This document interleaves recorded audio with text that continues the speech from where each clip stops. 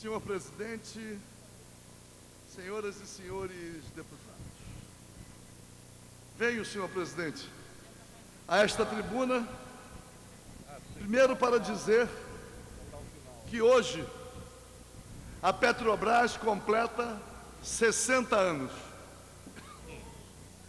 E a luta travada pelo povo brasileiro, e que culminou com a criação da Petrobras, ficou conhecida pelo slogan "O petróleo é nosso". Já naquela época, sendo presidente da República Getúlio Vargas, o povo se mobilizou, são muitos os brasileiros que lutaram, compreendendo a importância estratégica do petróleo na definição da matriz energética. A Petrobras cresceu através do trabalho dos petroleiros, passando a ser um dos principais instrumentos de afirmação da soberania nacional. Mas os vendilhões da pátria e os traidores do povo, ao longo de todos esses anos, têm insistido de modo a entregar aos dominadores o controle do petróleo no nosso país. E pela excelência do trabalho desenvolvido na Petrobras, principalmente através da pesquisa, o Brasil passou a ser um dos países com as maiores reservas de petróleo, principalmente com a descoberta de petróleo na camada do pré-sal. A Petrobras é a principal empresa no mundo para extrair petróleo em águas profundas. Esse laurel foi conquistado através do centro de pesquisa da Petrobras e através da excelência de seus pesquisadores.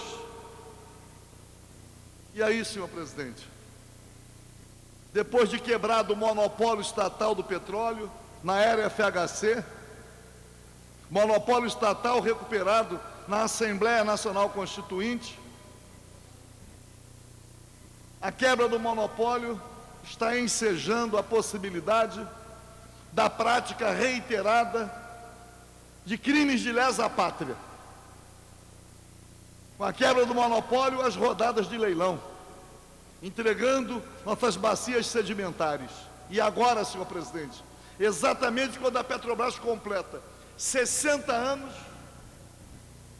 a presidente Dilma Rousseff, que está privatizando portos, aeroportos, estradas, entregando, transformando o Brasil mais uma vez em colônia, se prepara para leiloar o Campo de Libra, maior incidência de petróleo já descoberta no mundo. E aí, daqui a poucos dias, se algo não acontecer, o Campo de Libra vai ser leiloado. Uma entrega despudorada, um assalto à nossa soberania, e isto precisa ser denunciado. Quero, portanto, me solidarizar com todos os petroleiros. Sabemos como tem sido a gestão da Petrobras, com as terceirizações, com a inclusão de preceitos da iniciativa privada na gestão da empresa, dividindo os trabalhadores. A terceirização é tão grande que já vem causando efeitos no fundo de pensão, e os planos vão sendo manipulados de acordo com interesses outros, que não os interesses dos petroleiros ativos, mas principalmente os aposentados. Então, ao mesmo tempo, senhor presidente, em que me manifesto duramente contra as rodadas de leilão. Quero dizer da minha solidariedade aos trabalhadores da Petrobras e que possamos mobilizar o povo brasileiro ainda com o slogan: o petróleo é nosso. Mas também, senhor presidente, venho a esta tribuna porque daqui a 2 dias a Constituição de 5 de outubro de 88 estaria completando 25 anos. Eu falo estaria porque a Constituição que hoje está em vigor não é mais aquela que foi promulgada no dia 5 de outubro de 88, porque aquela vem sendo destroçada, aniquilando a soberania nacional e aniquilando as esperanças maiores da população, porque só um país soberano pode ser socialmente justo. E aí, senhor presidente, trago aqui e vou pedir a Vossa Excelência a transcrição, um texto que era uma espécie de preâmbulo da Constituição, de autoria de Ulisses Guimarães. As primeiras constituições editadas no Congresso Nacional traziam o texto de Ulisses Guimarães, mas um senador da República, Jarbas Passarinho, foi tão mesquinho que industriou para a supressão desse texto. E Ulisses Guimarães, que presidiu a Assembleia Nacional Constituinte, escreveu o seguinte: a Constituição Coragem é o título. O homem é o problema da sociedade brasileira. Sem salário, analfabeto, sem saúde, sem casa, portanto, sem cidadania. A Constituição luta contra os bolsões de miséria que envergonham o país. Diferentemente das 7 constituições anteriores, começa com o homem. Graficamente, testemunha a primazia do homem, que foi escrita para o homem, que o homem é seu fim e sua esperança. É a Constituição cidadã. Cidadão é o que ganha, come, sabe, mora e pode se curar. A Constituição nasce do parto de profunda crise que abala as instituições e convulsiona a sociedade. Por isso mobiliza, dentre outras, novas forças para o exercício do governo e a administração dos impasses. O governo será praticado pelo Executivo e o Legislativo. Veja bem, senhor presidente, por isso mobiliza, entre outras, novas forças para o exercício do governo e a administração dos impasses. O governo será praticado pelo Executivo e pelo Legislativo. Eis a inovação da Constituição de 88, dividir competências para vencer dificuldades, contra a ingovernabilidade concentrada em um, possibilita a governabilidade de muitos. É a Constituição Coragem.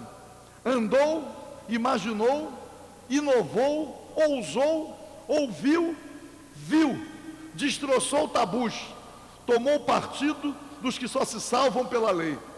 A Constituição durará com a democracia, e só com a democracia sobrevivem para o povo a dignidade, a liberdade e a justiça. Quando, senhor presidente, reiterei o texto, quando diz: o governo será praticado pelo Executivo e o Legislativo. Faça esta observação, senhor presidente, porque não podemos continuar mantendo o poder legislativo estadual, mantendo esta casa uma espécie de quintal do Palácio Guanabara. Ao submeter o poder legislativo estadual às injunções do governador, esta casa perde a sua legitimidade constitucional e deixa de contribuir para a governabilidade. Estamos diante de um exemplo concreto. E o exemplo concreto é a greve dos profissionais da educação. Estão aí denunciando a péssima qualidade da educação pública e as péssimas condições de trabalho. E o que faz o governo? Vira as costas, não quer negociar, não tem interesse numa interlocução. E aí, promover o encontro das partes, a reabertura do diálogo, este é o papel do Poder Legislativo. Papel que não vem sendo cumprido, porque a maioria governamental, maioria esmagadora nesta casa, se submete às exigências do governo. Uma submissão deplorável, que deveria envergonhar qualquer um no exercício do mandato. É o nosso dever, senhor presidente, por força do que estabelece a Constituição, assumir uma posição clara, dizendo ao governo: o prejuízo para a população tem sido muito grande, o prejuízo para os profissionais da educação tem sido muito grande, porque eles é que continuam convivendo com os alunos sem aula, com os pais aflitos.